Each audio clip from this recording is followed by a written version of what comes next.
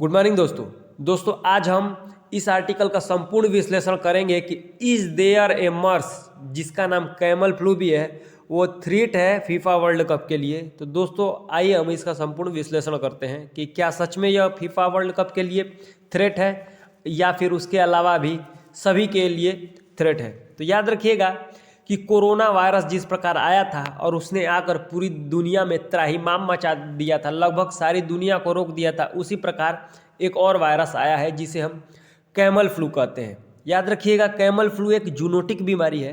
Zoonotic बीमारी वह बीमारी होती है जो जानवरों से इंसानों में फैल सकती है। यह हवा से भी फैलता है जैसे कि कोरोना वायरस भी फैल रहा था। WHO ने कहा है कि इससे 12 लाख के आसपास आबादी को प्रभावित होने की संभावना है और यह ज़्यादा मिडिल ईस्ट कंट्री में फैलती है। अगर दोस्तों इसकी बात की जाए दूसरा नाम क्या है, तो इसका दूसरा नाम आपको याद रखना है, इसका दूसरा नाम मर्स है।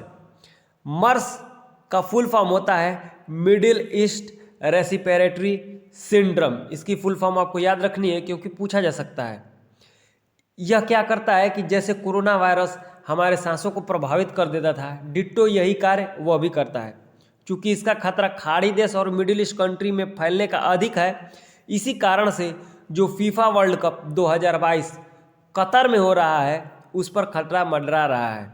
क्योंकि इससे अभी केस नहीं मिले हैं जहां फुटबॉल का आयोजन हो रहा है, परंतु इसके केस इंग्लैंड में मिल चुके हैं। इंग्लैंड के बहुत सारे प्लेयर, वर्ल्ड कप के फीफा के नहीं, क्रिकेट प्लेयर, जिन्हें यह बीमारी हो चुकी है कैमल फ्लू। तो ऐसा हो सकता है क्योंकि यह बहुत तेज़ी से फैल रहा है, तो ऐसा हो सकता है कि क्या फीफा वर्ल्ड कप 2022 को स्थगित कर दिया जाए, परंतु अभी तक फीफा वर्ल्ड कप के किसी भी प्लेयर को कैमल फ्लू का स्पष्टीकरण नहीं हुआ है। क्योंकि चूँकि WHO ने यह कहा है कि यह कैमल फ्लू 27 कंट्री में इस बार फैलने का थ्रेट है।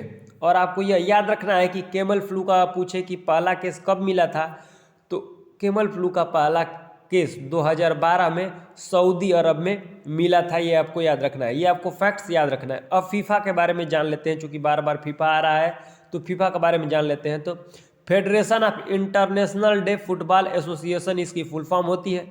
इसका हेडक्वार्टर ज्यूरिच में है। इसकी स्थापना फाउंडेड कब किया गया था, तो 1904 ईस्वी में। कहाँ फाउंडेड हुआ था, तो पेरिस फ्रांस में इसको फाउंडेड किया गया था। अब आइए दोस्तों थोड़ा सा WHO के बारे में जान लेते हैं, क्योंकि WHO भी न्यूज में है। तो WHO की फुल फॉर्म होती है वर्ल्ड हेल्थ ऑर्गेनाइजेशन।